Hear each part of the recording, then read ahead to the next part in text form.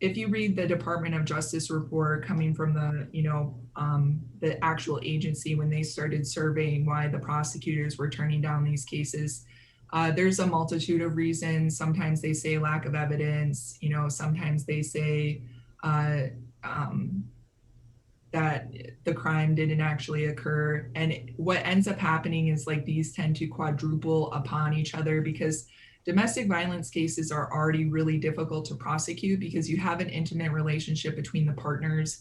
And sometimes when you get into that cycle of abuse, victims oftentimes don't want to press charges against their intimate partner.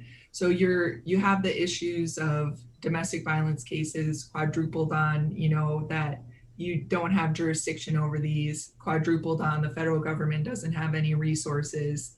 And what's really frustrating about, when they say like lack of evidence or, lack of issues at a crime scene and stuff is because the federal government is responsible for investigating these cases. I'm going to give a really direct example. If a crime occurred on Bay Mills and a non-native was involved and the federal government had to be called in, the nearest federal officers that would have to drive up and investigate that crime are in like Milwaukee, Wisconsin, and I think there's one up in Marquette.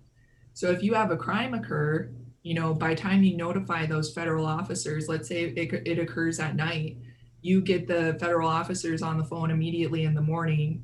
They're getting their paperwork squared away. They're assigning the officer who's going to come investigate it. And then they have to drive all the way here to conduct the investigation.